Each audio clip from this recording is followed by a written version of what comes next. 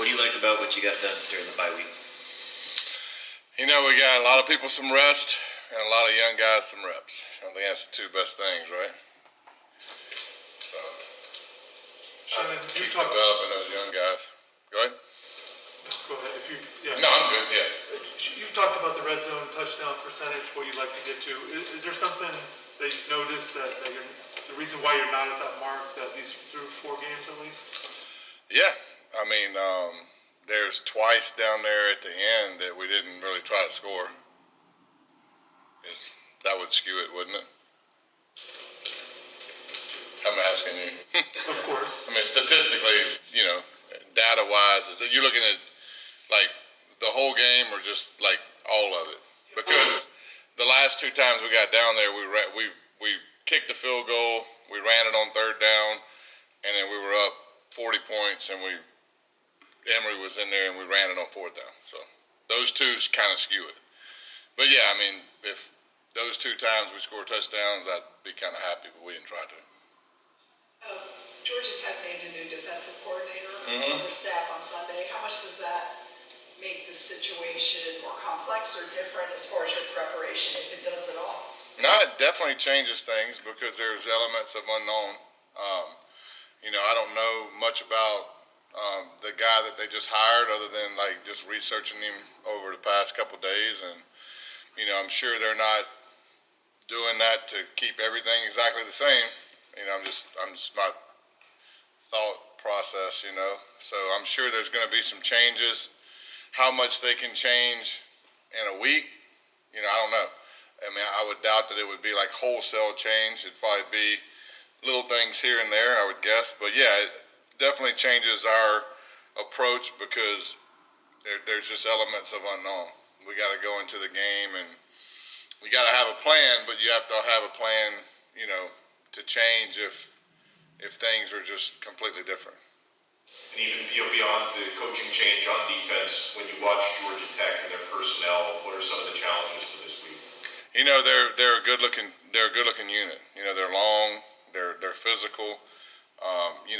It's a little bit of what happened to them last week is every coach's fear. You go into games where you're favored and you hope that kids respect opponents, and you hope that kids go out and play, and you look across the nation. My man over here is talking about statistics. Well, I can tell you a statistic that's going to remain true to the end of time is half the teams win and half the teams lose every Saturday. That's 100% been the way every Saturday college football has ever been played. And not all the time does the favorite win every time, right? It happens every week that, teams don't, respect their opponents the way that the coaches preach that they should respect them.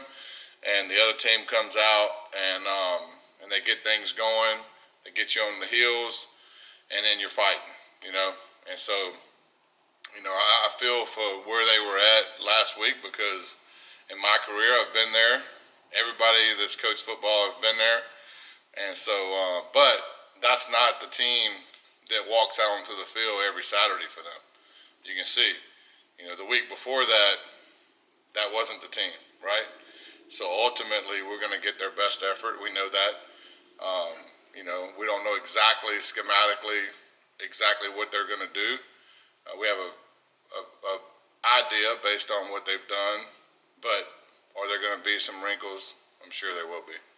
The same thing, you mentioned teams have to be ready to play the opponent they have, even if they're favored. You guys have 3 opponents where you've been big favorites. How do you make sure the offense, is coming out firing in games like that? Well, you preach the same thing and you hope your kids are listening, There's no, formula that I can sit here and tell you that, look, this is the exact way to do it. If there was, then somebody would bottle it and sell it and make a lot of money because every team out there every week struggles with the same thing, right? Now, I'm very happy that so far this year that our kids have just went and played football. And hopefully you get to the point to where you go out on the field and play football regardless of what the score is, regardless of who the opponent is. It's just 11 guys on the football field executing football. Don't look at the scoreboard because that'll lie to you. Don't look at the other team's uniforms because that'll lie to you. All you got to worry about is your job, and so, understanding that, there's a reason why we're at this point, and it's because we're doing things a certain way. Keep doing it, right? Because ultimately all it takes is a little slip and things could go the other way. But, put blinders on. The biggest deal is there's a lot of praise going around right now, which is dangerous. I think everybody can understand that.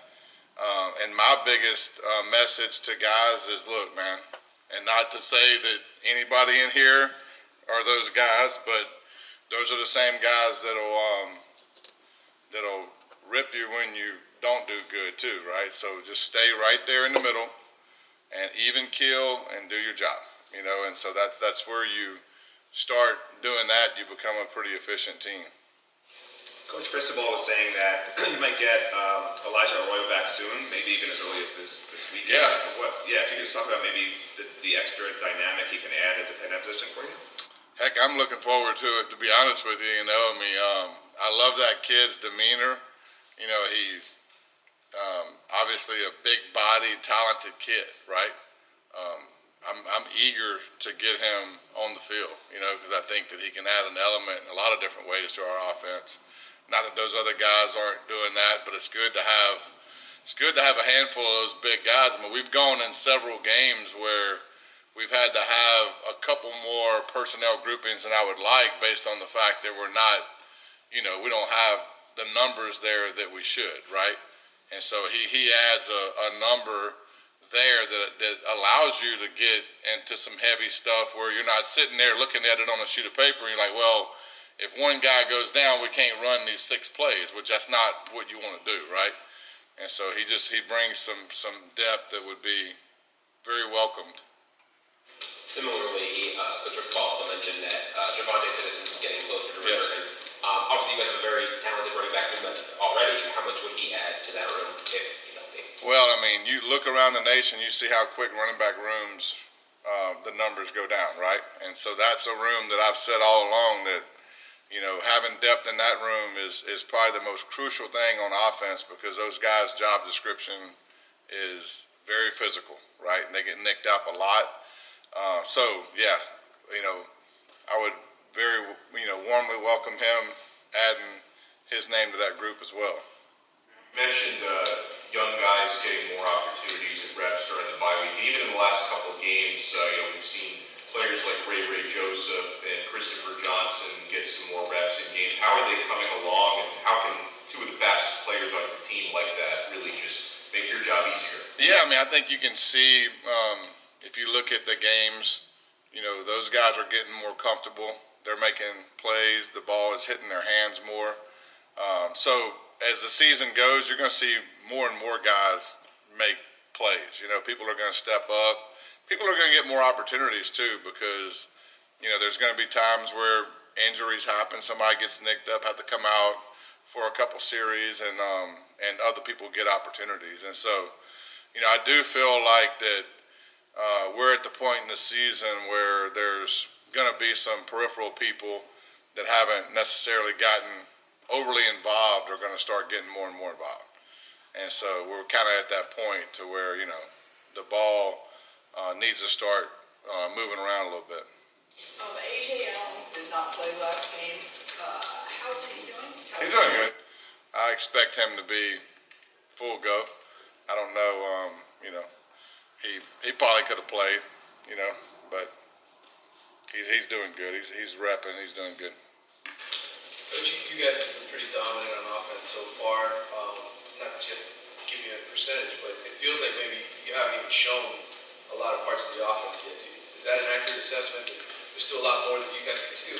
Well, I mean, I think that you wanna build week to week, and you gotta evolve with the people that you're playing with too. I think there's a combination of things that have to occur through the season. And I think that building some formation groups where other guys get highlighted are important. Not to say that you run, something that's just out of the world play-wise, but some window dressing, different personnel groupings are always the deal. There's always going to be new wrinkles every week. We're going to have things that we haven't done, formations that we haven't done. So that'll never not exist. But you do like to keep what you do good, right? We'll do a few more for Coach Dawson. Coach Ziegler got those 2 touchdown catches against Temple before the bye week. What have you noticed that's done for his confidence as you guys have taken a moment just to focus on what's important during this bye week? Nothing. I mean, that kid's confident. Catching touchdowns has got nothing to do with it. I mean, he's been consistent since the day I got here. So I don't think he was overly worried about, getting in the end zone. I mean, the ball finds him a good bit, right? And so he's been very happy when other guys score, which is what I worry about more than when they score, right?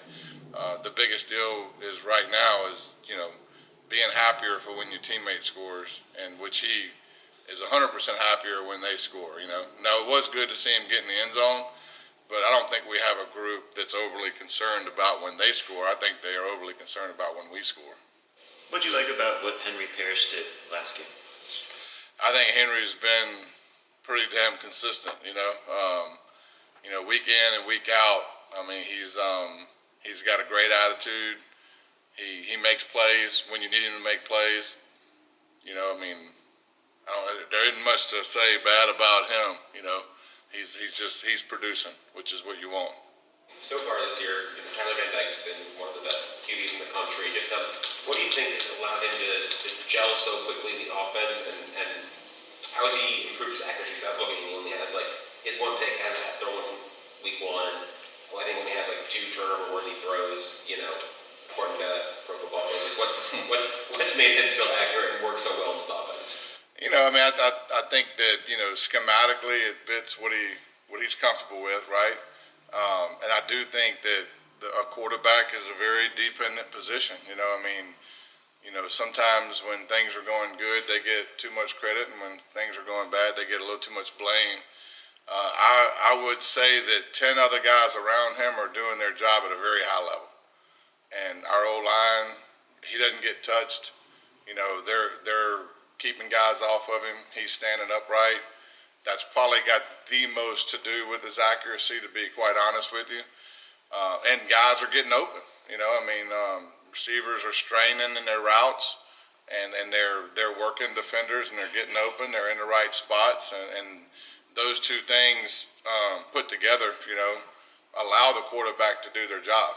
Which, again, we need 10 other guys around us when you play quarterback to do your job, and I think that's everything that he's got right now statistically is more of a compliment to the people that are out there with him. The last question for Coach Dawson. I've got like 3. Go for it. Go ahead. UM is doing very well. Who's that? UM is doing very well nationally in turnovers lost, and leads the ACC. How important is that category? Obviously, it's important. What goes into ensuring that number is low, and do you guys do anything specifically different or spend more time on that than other programs you've been a part of? I don't know about other programs. We do have a ball security circuit we do during the week. We stress it hard. We have people that are stressing it every time a play is ran, and so there's not a play that's ran at practice that people aren't stressing ball security. And if you're not securing the ball the proper way, you get called out on it. There's pitchers taken all through practice, and when a pitcher is taken and you have poor ball security, that pitcher is sent to you. And so, kids know what we expect as far as ball security, and that is never going to change from Coach Cristobal down. The quickest way to lose a game is to turn the ball over, and if you turn it over in the wrong areas of the field, it's even more detrimental. And so we do harp on it a lot. But do we harp on it more than other programs? I don't know. I think we do emphasize it. We do have drills. We do talk about it in meetings. We talk about it when we pass people. We do, like any walkthrough or anything that we do that you have a ball in your hand, and we make sure you secure it the right way. And, it's working out right now. Obviously, we're going to continue stressing it, and hopefully that trend continues. Yes, another, okay. How much more difficult is it at this point of the season for you to game plan because of what other teams have seen? I think, when you get to this point in the season and even further along, every offense and every defense has tendencies, and so you work hard to pinpoint what the tendencies are that could inhibit you from being successful. But ultimately, there hadn't been a good offense to ever play football that hadn't had tendencies. And so basically people are going to gravitate to what they do well, offense and defense. I mean, that's why you watch film and you game plan. If people didn't have tendencies, you wouldn't need to do that. And so, you just try to ultimately make it a game of matchup where your guys are in position to make plays. Last one. Okay. Mario talked about 2 or 3 receivers who are set to play a lot more in the coming weeks. I think you might have mentioned Ray Joseph, I'm not sure, but I wanted to ask how are Ray Joseph and Brashard Smith progressing in those terms, and what has he shown you to possibly deserve more play? I think that both of them, I'm very pleased with where they're at. More playing time. That has a lot to do with flow of games, and I think that they're going to get more playing time. They're going to get more touches as we move along through the course of the year. They're starting to get more touches now. These last few games they've gotten more. We haven't really played a lot of snaps in a game. We've been fairly efficient with the yards per play, but we're not sitting here playing 80 to 90 snaps either. We're playing about 65.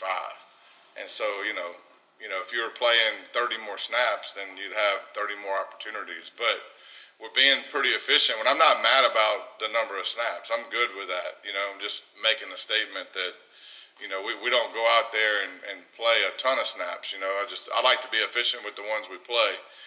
But I do think that as the weeks go, those 2 guys, you can see them getting extremely comfortable with their role and extremely comfortable with everything in the passing game.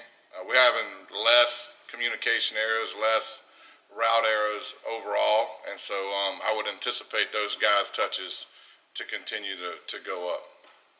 Awesome. Thanks, Coach Dawson. Thank you. Appreciate it, guys.